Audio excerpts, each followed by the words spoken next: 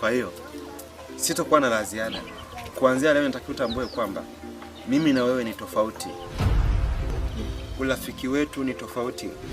Njia zetu ni tofauti. Tabia zetu ni tofauti. Na hata maisha yetu yatakuwa tofauti kuanzia leo.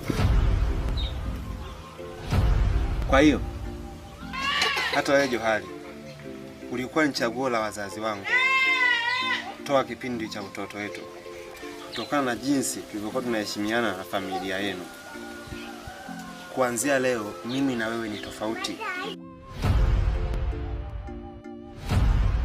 Mahusiano yetu ni tofauti na hatuwezi kuishi pamoja kwa sababu kuanzia leo tumekuwa tofauti. Maana yake mahusiano yamekufa.